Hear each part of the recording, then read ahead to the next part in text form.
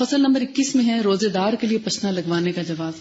اس کا خلاصہ یہ ہے کہ چونکہ نبی صلی اللہ علیہ وآلہ وسلم نے روزے کی حالت میں پسنا لگانے کی اجازت دی اور احرام کی حالت میں خود بھی پسنا لگوایا، اس لیے حاجی کو اور روزے دار کو پسنا بھی لگایا جا سکتا ہے اور کیا کیا جا سکتا، اس کو اجازت ہے کہ وہ یہ دونوں کام کر سکے. یعنی روزے دار بھی اور حاجی دونوں پسنا لگوا سکتے ہیں. اور رسول اللہ صلی اللہ علیہ وآلہ وسلم نے خود بھی روزہ رکھتے ہوئے پسنا لگوایا، اس لیے اس کی روزے میں اجازت ہے.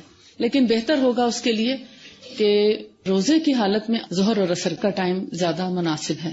بہت شام گئے تک نہ کروائیں، کیونکہ آپ دیکھتے ہیں عصر کے بعد اکثر کمزوری کا احساس سا ہونے لگتا ہے، بھوک زیادہ لگنے لگتی ہے. تو شدید بھوک کی حالت میں نہ لگوائیں، شدید بھوک لگنے سے پہلے لگوا لیں. اور پسنا لگوا کے شدید ایکسرسائز یا فوری طور پر غسل بھی نہیں کرنا چاہیے، جیسا کہ ایکسرسائز کا میں نے آپ کو بتایا. جتنی احتیاط ایکسرسائز کے لیے، باڈی کو گرمانے کے لیے جن چیزوں کی ضرورت ہے، یہ جو احتیاطی تدابیر اختیار کرنی چاہیے، پسنا لگوانے کے لیے بھی بیسیکلی وہی چیزیں ضروری ہیں. اگر آپ کو واک اور ایکسرسائز کے اصول پتہ ہیں تو پھر آپ کو حجامہ کے بھی پتہ ہونے چاہیے. دونوں کو ریلیٹ کر لیں، آپ کو کچھ مشکل نہیں لگے گا، کنفیوز نہیں ہوں گے آپ.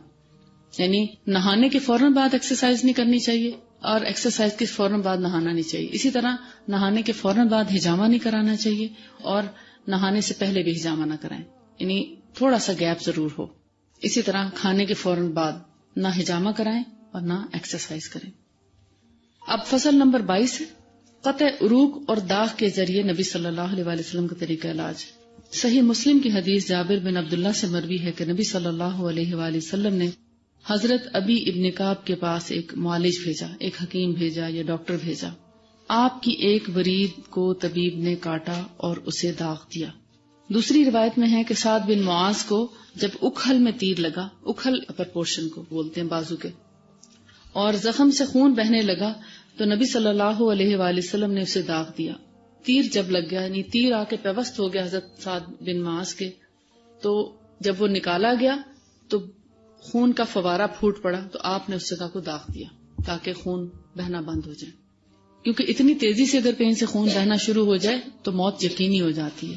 لہٰذا خون کو فوری طور پر روکنے کے لیے، کیونکہ اس وقت سٹیچز کا یا خون روکنے والے اسپرے یا خون روکنے والی ادویات نہیں تھے، تو لہٰذا اس وقت پھر داغ دیا جاتا تھا. تو ایسے ایمرجنسی کیسز میں آپ صلی اللہ علیہ وآلہ وسلم نے خود داغ دیا اور سعد بن معاذ کے بازو پہ داغ دیا.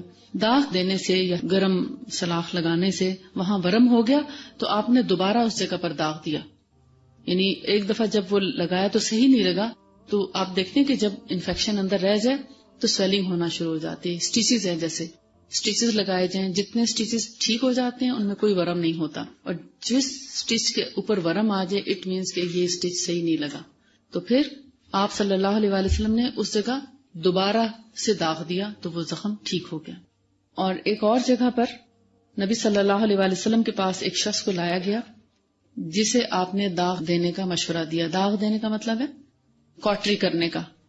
تو آپ نے کھلے لفظوں میں فرمایا کہ اس کو داغ دو گرم پتھر سے سینک کر کے، یعنی ایک پتھر کو آگ پہ گرم کیا جائے اور اس کو اس زخم پر لگایا جائے.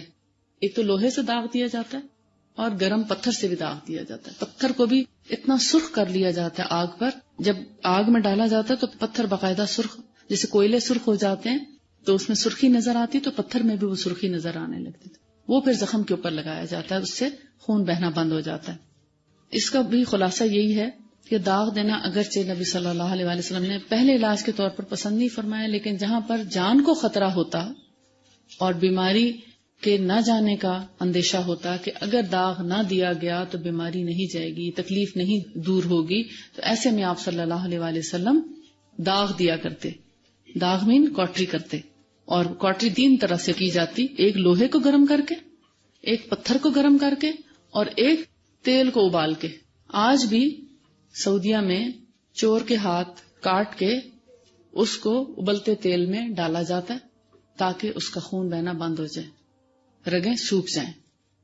چور کی سزا یہی ہے نا کہ اس کا ہاتھ کاٹ دیا جائے. ایک کا ہاتھ کٹ جائے تو پوری قوم کو نصیحت ہو جاتی ہے اور ساروں کے گھر محفوظ ہو جاتے ہیں. اس لیے اس کو ظالمانہ نہیں سمجھنا چاہیے۔ پیج نمبر 103 پر ہے کہ ایک صحیح حدیث ہے جس میں 70,000 بلا حساب کے جنت میں داخل ہونے کی شہادت ہے۔ اسی حدیث میں ہے کہ یہ وہی لوگ ہیں جو جھاڑ پھونک نہیں کراتے، نہ داغ دلواتے ہیں، نہ بدشگونی اور بدفالی کے قائل ہیں۔